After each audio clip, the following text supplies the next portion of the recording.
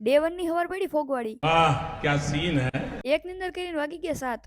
હવારમાં કાશ્મીરમાં આવી ગઈ એવી ફિલિંગ આવવા માંડી. દ્વારકાના હાઈવે ઉપર હવાર કઈક આવી પડે. નસીબદાર માણસોને જ આ નજારો જોવા મળે. ये बड़ी अच्छी बात कही। ફોગવાળા વાતાવરણમાં 2-4 કિલો સેલ્ફી લઈ લીધી. 2-3 કિલોમીટર ચાલ્યા ત્યાં પડી ગઈ સવાર. તે પૂનમબેન આપણું હાર્દિક સ્વાગત કરે છે. 2-3 કિલોમીટર ચાલ્યા ત્યાં આપણને લાગ્યું દ્વારકા આવી ગયું. દ્વારકા હજી બહુ દૂર છે. જેટલું ચાલી એટલું દ્વારકા દૂર જતું જાય છે.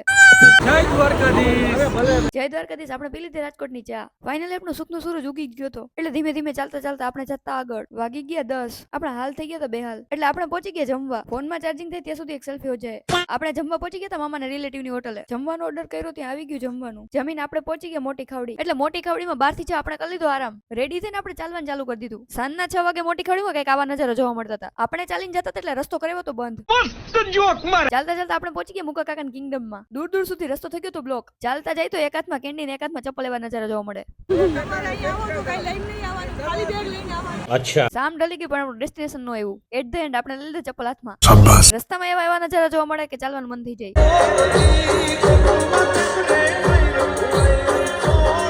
આપણે 2-3 કિલોમીટર ચાલે ત્યાં સુધી તમે લોકો ફોલો કરી લ્યો.